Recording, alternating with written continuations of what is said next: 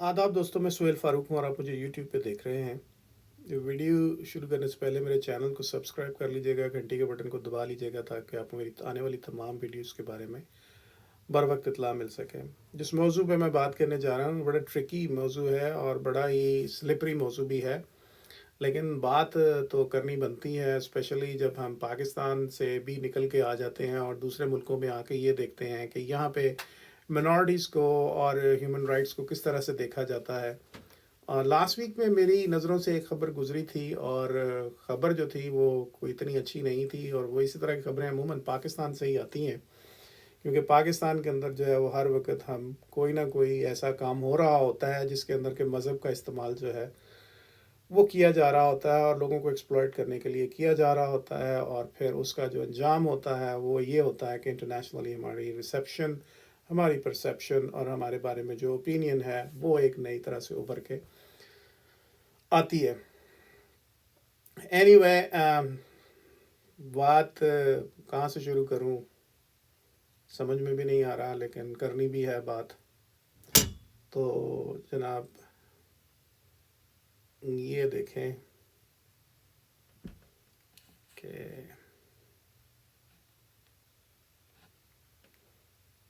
जनाब, Christian mechanic is sentenced to death for blasphemy in Pakistan after he argued with customer who demanded a discount for being a devoted Muslim.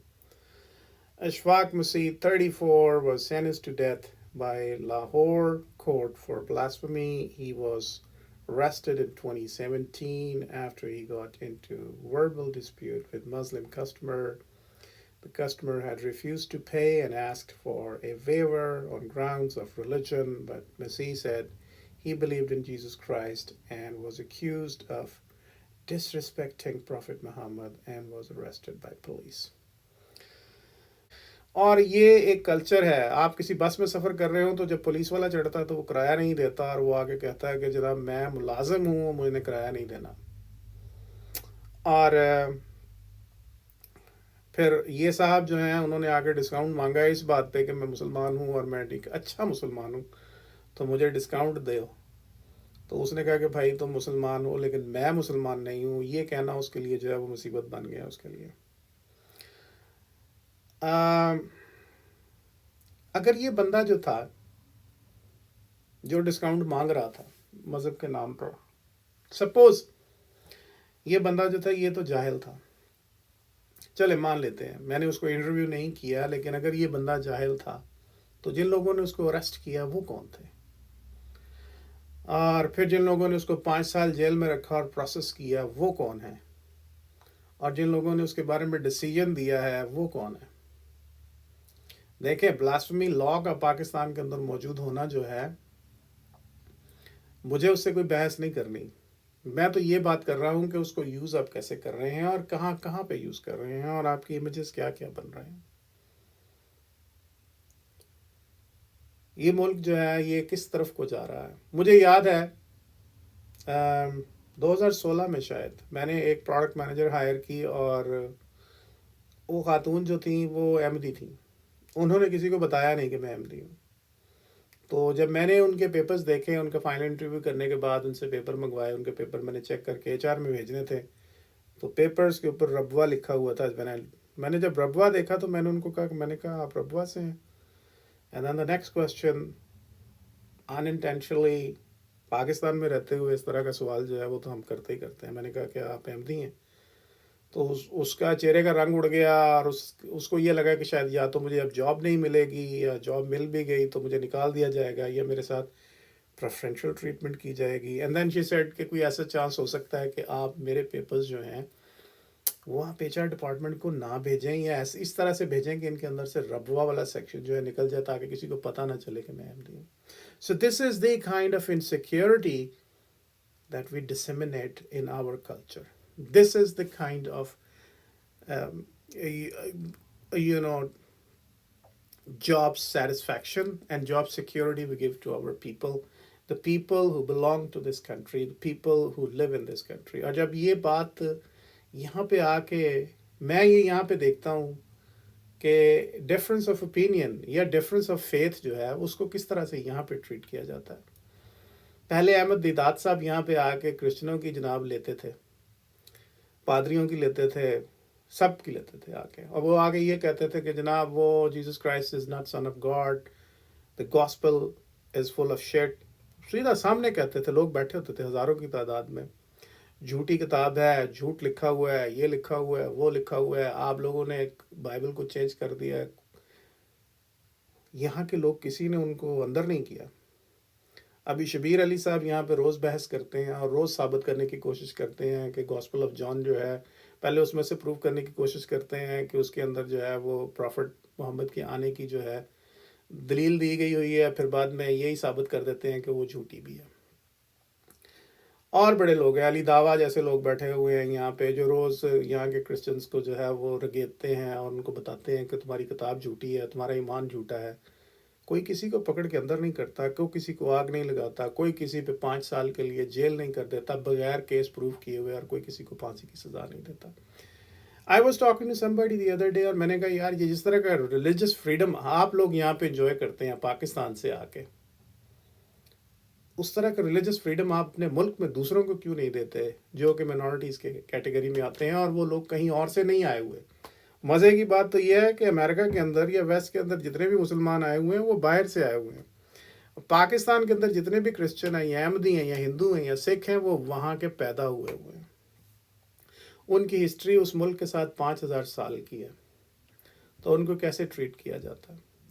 تو جب میں یہ سوال کرتا ہوں کہ پاکستان میں آپ لوگوں کو کیوں اس طرح سے ٹریٹ کرتے ہیں, تو وہ کہتے ہیں جناب, اور یہاں پہ آپ سارے بینیفٹس انجوائے کرتے ہیں, یہاں پہ تو آپ چرچز پرچیز کر رہے ہیں اور ان چرچز کو کنورٹ کر رہے ہیں ماسک کے اندر, کوئی آپ کو کچھ نہیں کہتا. وہاں پہ آپ زمین بھی خرید کے کسی کو مندر یا مسجد نہیں بنانے دیتے, مندر نہیں بنانے دیتے, چرچ بھی نہیں بنانے دیتے. بہت مشکل ہے. تو وہ کہتے ہیں کہ جناب یہاں کا قانون ہمیں اجازت دیتا ہے, اور ادھر کا قانون جو ہے وہ ہمیں اجازت, ہم آپ کو اجازت نہیں دیتے, منارٹیز کو اجازت نہیں دیتے وہاں کا قانون, اس لیے آپ وہاں پہ یہ نہیں کر سکتے. قانون بنانے والے کون ہیں؟ اور قانون تو ایک ہی جیسا ہوتا ہے, جو آپ اپنے اوپر اپلائی کرتے ہیں وہی آپ دوسروں کے اوپر بھی اپلائی کرتے ہیں. Otherwise it's a highest form of hypocrisy. So what's going on? ایسا کیوں ہے؟ پچھلے 2017 میں میرا خیال ہے عمران خان کی حکومت کے دوران میں ایک کیس ہوا تھا ایک لڑکے کا, جس کی سسٹر نے جا کے جو ہے وہ کہیں ویسٹرن کسی کنٹری میں جا کے اس کا کیس جو تھا وہ فارورڈ کیا تھا GSP پلس کے اندر. انہوں نے کہا کہ ہم پاکستان کو پاکستان کو بین کریں گے, اور فواد چودھری نے اس وقت یہ بیان دیا تھا کہ جناب کسی کا کیا مجال ہے کہ وہ پاکستان کے انٹرنل افیئرس کے اندر کام کرے, اور پھر 28-29 دن کے اندر, 1 مہینے کے اندر اندر آپ کو اس بندے کو معاف بھی کرنا پڑا تھا, اور اس بندے کو جناب آپ کو یورپ بھی بھیجنا پڑا تھا. So when in the end you can not do any thing, why do you do this? اور ادروائز جو آپ پریانتھا کمار کے ساتھ کر دیا آپ نے, وہ سب کے سامنے ہے. پھر یہی ہوتا ہے, کیونکہ آپ کو بھی پتا ہے کہ 5 سال کے بعد بندے نے یورپ چلے جانا, امریکہ چلے جانا, انٹرنیشنل پریشر اتنا بڑھے گا کہ ہم کچھ نہیں کر سکتے. لیکن میرا کہنے کا مقصد یہ ہے کہ کیا اتنا ہو گیا ہے اب کہ آپ کوئی بندہ جو ہے وہ یہ نہیں کہہ سکتا اس ملک کے اندر کہ جناب میرا ایمان جو ہے وہ آپ کے ایمان کے ساتھ ملتا جلتا نہیں ہے. ریزنس تو بہت ساری ہیں. آج جب میں نے یہ خبر تو میں نے 3-4 دن پہلے دیکھی تھی, اور پھر اس کے بعد میں نے کچھ چیزیں جو ہے وہ دیکھنے کی کوشش کی, اور کچھ خبریں میری نظر سے گزری اسی اسپیشل پرسپیکٹو کے اندر. تو جناب پہلی چیز جو تھی وہ تو میری نظر سے جو گزری وہ بھی میں آپ کو بتا دیتا ہوں وہ کیا تھی. پہلی چیز تو جو نظر سے گزری میرے وہ یہ تھی کہ جناب جب خان صاحب نے پاکستان میں اعلان کیا تھا کہ جی اسامہ بن لادن جو ہے وہ ایک شہید ہے, اور پھر پاکستان کی انفارمیشن منسٹری کو کلیئرنس دینی پڑی تھی کہ جناب it was a slip of tongue.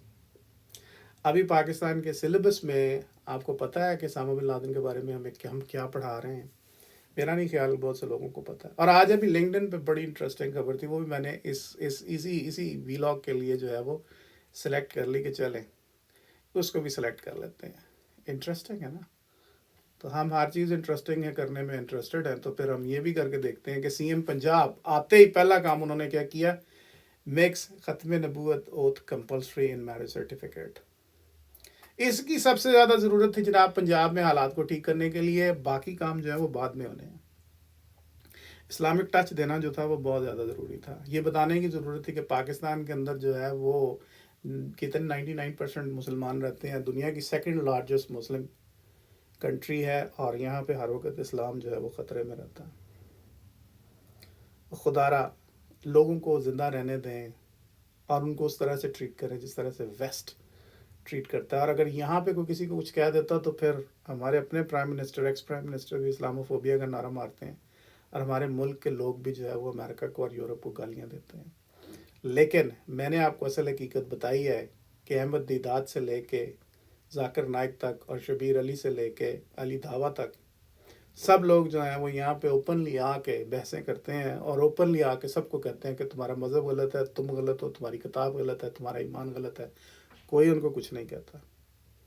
تو ہمارے اندر کون سی ایسی پرابلم آ گئی ہے پاکستان میں کہ ہم اتنے زیادہ ایکسائٹڈ ہیں کہ ہمیں یہی کرنے کے علاوہ اور کوئی کام نہیں ہے، اور سی ایم پنجاب نے بھی پہلا کام یہی کیا کیونکہ اب شاید اس کے ساتھ پنجاب کے حالات بہتر ہو جائیں۔ تو جناب علی یہ ہاتھ جڑے ہوئے ہیں، میری سمجھ سے تو باہر ہے کہ ہمارے ملک میں ہم اس سے آگے کب بڑھیں گے، اس سے آگے کب کہاں جائیں گے۔ بہت برے حالات ہیں جناب، اکانومی آپ کی تباہ ہو گئی ہے، ملک آپ کا تباہ ہو گیا، سائنٹیفک ڈیولپمنٹ کوئی نہیں ہے، مورل ویلیوز کوئی نہیں ہے، لیکن ریلیجس ویلیوز جو ہیں ان کو ہم نے اتنا ہائی کیا ہوا ہے کہ ہم اس کو کسی وقت کسی بھی مقصد کے لیے یوز کرنے کے لیے تیار بیٹھے ہوئے ہیں۔ سوال یہ ہے کہ کیا اس کے ساتھ یہ سب کچھ کرنے کے بعد کیا ہم ویسٹ کا مقابلہ کر سکیں گے؟ کیا ہماری اکانومی بہتر ہو جائے گی؟ کیا ہماری آنے والی نسل جو ہے وہ یورپین نسل سے زیادہ بہتر ہوگی؟ اور کیا ہم بہتر انسان بن سکیں گے یا نہیں؟ اگر ان سارے سوالوں کا جواب ہاں میں ہے تو جناب جو کر رہے ہیں مزید زور لگا کے کریں۔ Thank you very much and good night.